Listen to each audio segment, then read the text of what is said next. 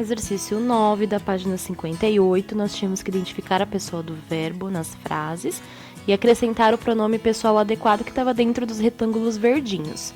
Uma das dicas para a gente identificar quem é o pronome que eu ia ter que colocar, qual é o pronome que eu ia utilizar. Então você tem que ver se a frase vai ficar com sentido. Então olha lá, frequentei aulas de inglês.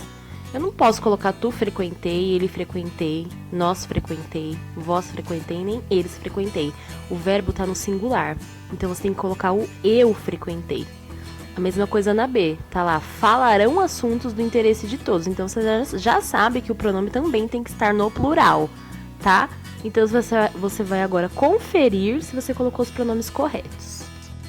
Depois, sobre os tipos de narrador, ainda lá da crônica do Ser Índio é mais legal, é muito mais legal, nós tínhamos que colocar, ele é um narrador observador ou ele é um narrador personagem? Ele é um narrador personagem, ele participa da história, tá?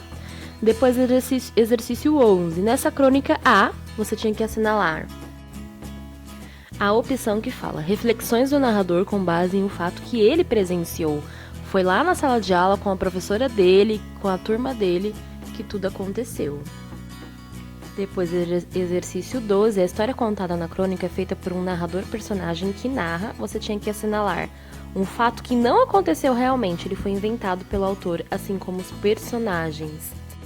Ainda nessa página, no exercício 13, você tinha que explicar como é possível identificar quem conta a história da crônica e dar um exemplo. Era só retirar um trecho do texto em que ele fala em primeira pessoa. Então, quando ele fala assim, aí eu vi um índio na televisão, dizendo que não entendia como as pessoas que vivem aqui nas cidades do Brasil ficavam fazendo mal umas para as outras. Isso é um indício, né, uma prova, um fato de que o personagem, o narrador, é um personagem que participa da história. Então você tinha que copiar um trecho lá que comprovava isso. Nós vamos agora para a página 60, verbos com an e ão. Nós tínhamos que no exercício 16 passar todo aquele trecho para a terceira pessoa do plural. Quem é a terceira pessoa do plural? Eles. Então ia ficar assim, ó. Aí eles viram um índio na televisão dizendo que não entendia como as pessoas que vivem aqui nas cidades do Brasil ficavam fazendo mal umas para as outras. Era só trocar o aí eu vi, aí eles viram, tá? Terceira pessoa do plural. A do exercício 16. Tinha que copiar da resposta anterior os verbos que estão no passado. Os verbos são viram, entendia e ficavam. Depois B de bola. Como é a grafia desses mesmos verbos no futuro? Então, viram, virão. A, ó, tio. Entendia, entenderão. Ficavam, ficarão.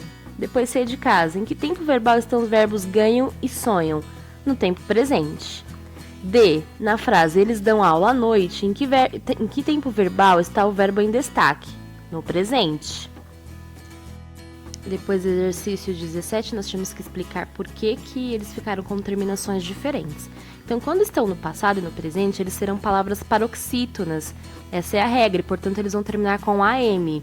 E quando estão no futuro e no presente, serão palavras oxítonas e, portanto, eles vão terminar com A, ó, tio. É importante ressaltar que nem todas as formas verbais terminadas em ão estão no futuro.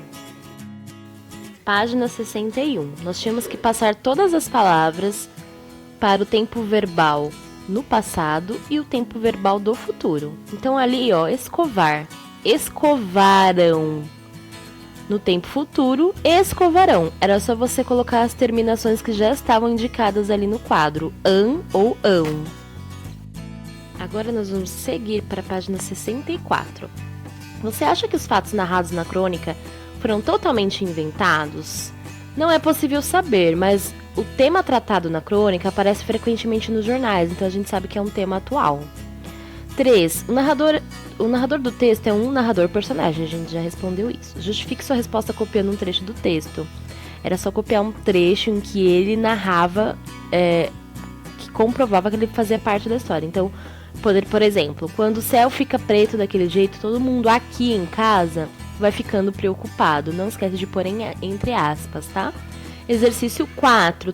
No trecho, todo mundo aqui em casa vai ficando preocupado, que é inclusive o trecho que você pode copiar acima. O que deixa as pessoas preocupadas? Quando o céu fica preto. Continuando no exercício 5, nós tínhamos que assinalar, sensibilizar os leitores sobre os problemas vividos por quem enfrenta chuvas e inundações. Qual que era a pergunta? Qual é a intenção do autor ao escrever essa crônica? Assinale a alternativa correta.